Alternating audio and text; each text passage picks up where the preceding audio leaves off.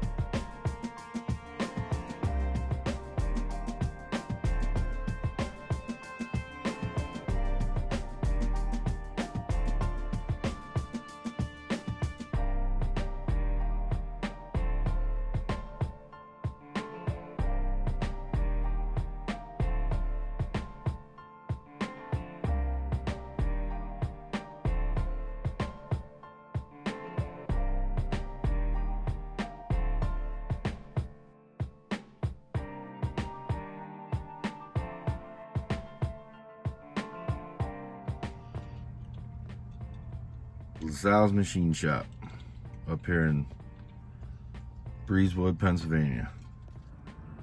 Oh yeah, straight now, boys. It's straight now.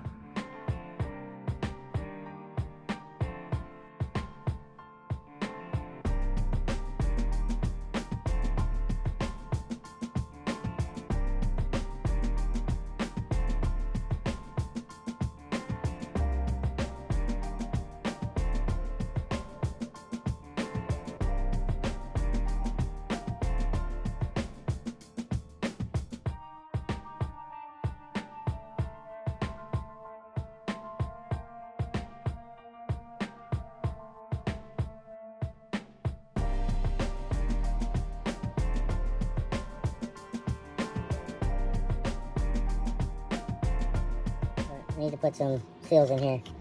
They're not too bad to do. Let's see. There's a part number for them.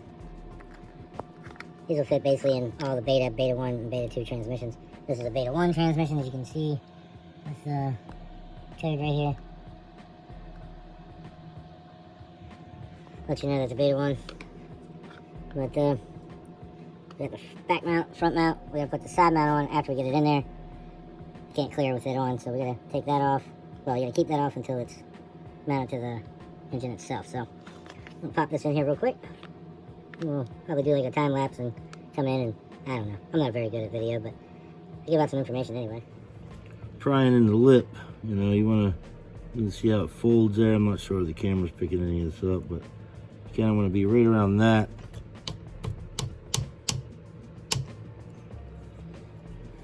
I got it mounted up here to try to show you guys. So it might, oh, it went flying right out. Just kind of get in there. Make sure you do not pry on this inner area here. If you do that, you're gonna have some issues with it sealing because it won't be clean. And a little brake cleaner, a rag.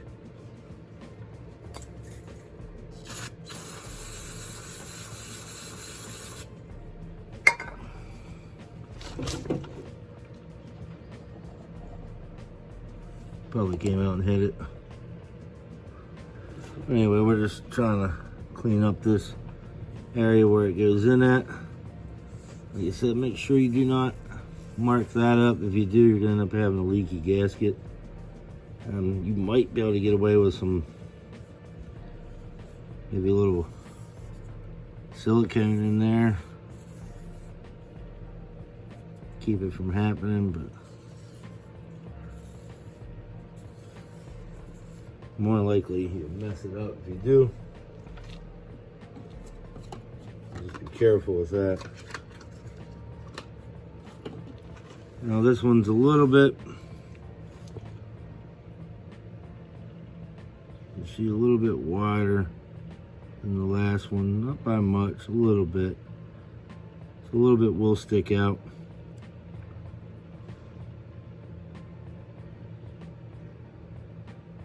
But not much.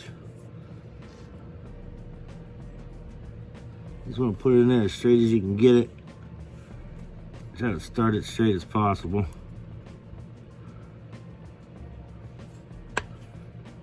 It'll want to get crooked on you, but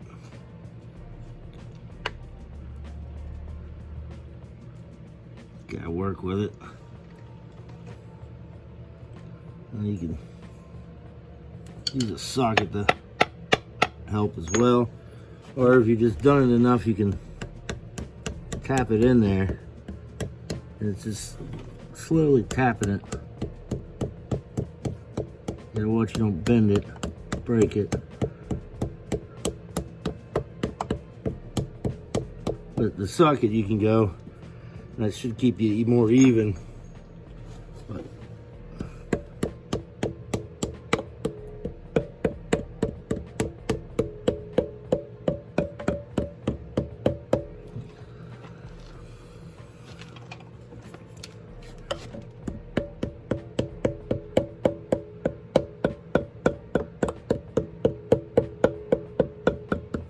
rubber mallet's the smarter move.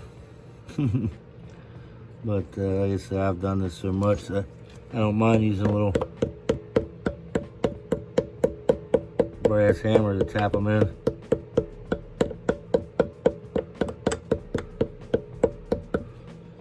There we go.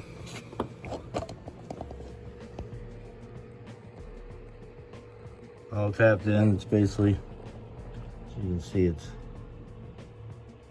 basically even the whole way around. Well, basically it is. You want to make sure that you get that as even as possible. And I already did this side with a new one. It went in well. Okay. If you guys don't remember, we got a 725 series Clutch Masters twin disc and flywheel. And if you read everything here, see how it started bottoming out? You could tell it started bottoming out on this, actually this last thread. So it probably could even measure from there to there, which is only like a little bit past the 16th. Just a little over a 16th. All right, everybody. New gasket on. Look at that port job. Oh yeah, looking good. New gasket on. Get ready to throw this on.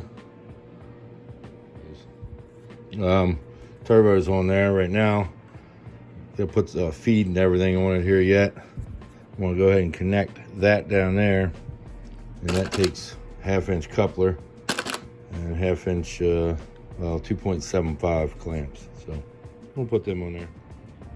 All right, everybody. Just got back from the machine shop up at Lynn's Machine Shop in Bedford, Pennsylvania. Got these all these bolts 1/8 an inch off of them, and as you can tell right here, you got to do your measurements. You measure your flywheel. You got to get the depth of that, which is basically, well, not basically, that's that hole right there. You got to figure out the depth of that hole, and then you take one, put it in the crank, tighten it down, and then you measure how much is sticking out. And we came up to those measurements, it was 1/8. So that's what we went. And just for the heck of it, I also did like a measurement like this. As you can see right there, I don't know if you guys can count those or not on the TV, you'd have to pause it, but there's 7 sticking out and a little bit of material on an OEM. So with the 1/8 off, right? Let me do this without messing anything up.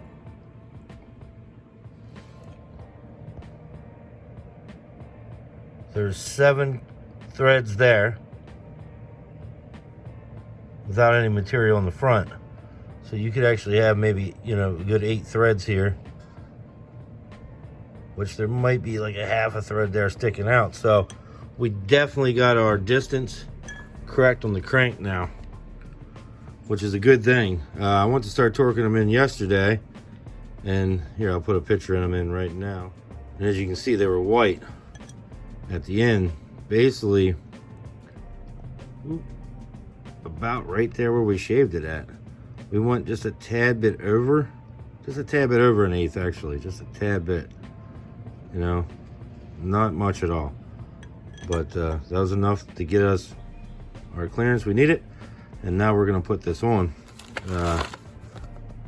Pretty sure what we gotta do is go ahead and use their torque spec for this flywheel, which ours is 12, 1.5 is 96 foot-pounds. Ours is you would use OEM spec if fastener's not listed it. But I don't know. I guess that's what we'll probably do. Let's just go by their spec here. So go ahead and do that. See, there's 96 there, and then it should be 5/16, which is 20 foot-pounds. So that should be what that gets torqued to. Now let's put this on the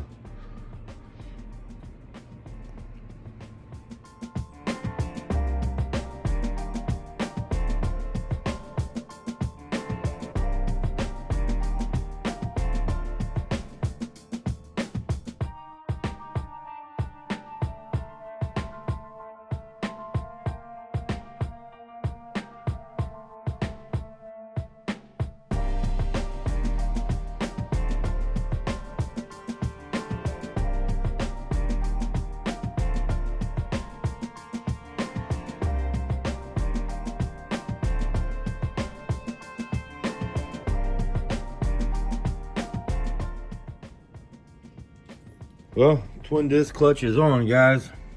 It's on, torque down. These are 20. The flywheel is 96. With the flywheel, you actually got to torque them all to 20 and pull one out individually. Loctite them, put them back in, all blue Loctite. I did call and ask them about these because they didn't say about putting any on it. And they said you could put a little bit on that, so I did. And that's what we did.